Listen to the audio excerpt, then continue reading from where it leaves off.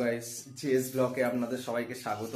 আজকে আপনাদের জন্য আমরা নিয়ে চলে এসেছি আমাদের এই পৌষ পার্বণের বাটি সাপটা। আমাদের বাটি সাপটার এই যে লিকুইড টেক্সচারটা থাকে, এটা আমরা রেডি করে নিয়েছি আগে। আর আমাদের এইদিকে একটা ননস্টিক প্যানে হালকা করে দিয়ে আস্তে আস্তে করে আমরা গোল করব, না হলে আবার ওখানটা দিয়ে হালকা মেকআপ করে দেখুন কেমন করে করতে হবে গোলটা, জাস্ট দেখতে যাতে ভালো লাগে। গোল হলে আমরা একটু পছন্দ করি গোল গোল। এবার হালকা আছে ঢাকনা দিয়ে বসিয়ে দিলাম যাতে হালকা একটুখানি কুক হয়ে যায়। আচ্ছা, বাটি সাপটার আমাদের এটাকে কি বলে, মানে এটাই তো বাটি সাপটা, তাই তো? বাটি সাপটা। হ্যাঁ, এবার আমাদের পুর অনেকে নারকেলের পুর দেয়, কিন্তু আজকে আমরা একটু ক্ষীর দিয়ে করছি, তাই তো? এটা ক্ষীর বলে তো? ক্ষীর দিয়েও করে। হ্যাঁ, ক্ষীর দিয়েও করে। আমি দেখেছি দোকানে ক্ষীর দিয়ে বিক্রি হয়, কিন্তু খুব ভালো লাগে। এখানটা মনে হয় একটু চিজ দিলে একটু বেশি ভালো লাগে। এই আমার মেয়ে বাটি সাপটা দেখবে। এই দেখো বাবা, বাটি সাপটা বানানো হচ্ছে। হয়ে গেলে অনেকে বলবে আবার কাঁচা কাঁচা আছে, কিন্তু না, কাঁচা কাঁচা নেই। ভালো করে দেখলে বাটি সাপটা কিন্তু হয়ে গেছে। বাটি সাপটা এরকম থেকে উঠে যাচ্ছে, হ্যাঁ, আপনি থেকে ছেড়ে দিচ্ছে মানে অটোমেটিক হয়ে গেছে। তো এই হালকা হালকা লালচে লালচে দেখা যাচ্ছে। আর বাটি সাপটা কিন্তু একটু নরম নরমই ভালো লাগে, আর গরম গরম। আর গরম গরম। আমি তোমাকে বলবো যে পুরটার মধ্যে কি কি আছে, লোকদের সেটা জানাতে হবে, নাহলে লোকরা করবে কি করে, সেটা তো বলতে হবে। তো চালের গুঁড়ো কতটা, আচ্ছা আগে বলে দাও কি কি আছে। চালের গুঁড়ো আছে, ময়দা আছে, সুজি আছে, ময়দা আছে, সুজি আছে, গুড় আছে। গুড় মানে খেজুরের গুড়, সেটা বলে দাও। খেজুরের গুড় আছে, একটা আছে শক্ত শক্ত মতন, ওটা নয়। খেজুরের গুড়ে একটা বালি বালি মতন হয়, আর একটা লিকুইড মতন হয়।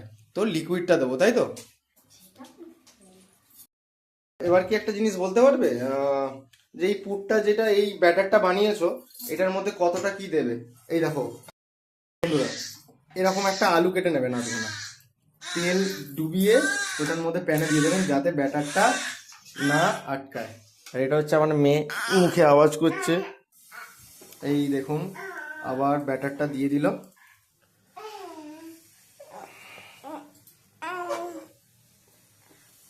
এই দেখুন গোল হচ্ছে, দেখুন কত সুন্দর পারফেক্ট হলো।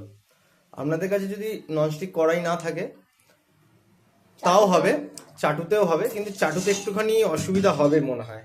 এটা যে এত সুন্দর ছেড়ে দিচ্ছে হয়ে গেলে চাটুতে ওই জিনিসটা, হ্যাঁ, ব্যাটারটার উপরেই ডিপেন্ড করে, তাই তো? ব্যাটারটার উপরেই ডিপেন্ড করে। কিন্তু হ্যাঁ, আমি একটা জিনিস দর্শকদের কাছে জানাতে চাই যে ব্যাটারটার মধ্যে, বাবা একটু চুপ করো, সবাই আমার বাবা বদমাইশি করছে দেখুন, এই দেখুন আমার পাপা। এটা তো কি কি দিলে দেয় আর কতটা পরিমাণে দেয়? হ্যাঁ, ব্যাটারটার মধ্যে ওই তো 3 কাপ যদি চালের গুঁড়ো দাও, তাহলে তার হাফ মানে 1.5 কাপের একটু বেশি ময়দা, আর 1 কাপ সুজি। 1 কাপ সুজি মানে 3 কাপ চালের গুঁড়োয় 1.5 কাপ থেকে 2 কাপ ময়দা যাবে। 1.5 কাপই আমি ধরলাম ময়দা, আর 1 কাপ সুজি। 1 কাপ সুজি। তাহলে বন্ধুরা, চায়ের কাপে যদি আপনারা মাপ করেন, তাহলে 3 কাপ চালের গুঁড়ো, তার হাফ মানে 1.5 কাপ ময়দা, বা তার একটু বেশি দিতে পারেন, কিন্তু বেশি দেবেন না।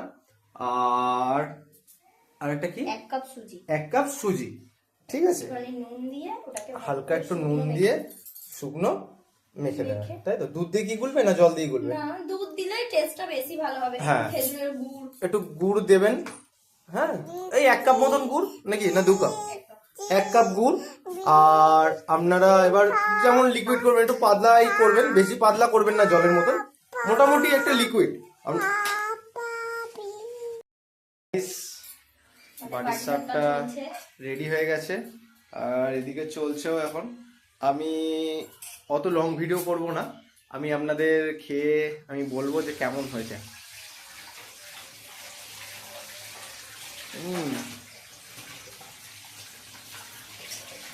পুরো নরম, এই দেখুন অনেকে নারকেলের ছাই দিয়ে করে, নারকেলের ছাইয়ের থেকে আমার এই দুধের ক্ষীরটা দিয়ে করলে কেন এত ভালো লাগে, এর টেস্টটা অনেক আলাদা।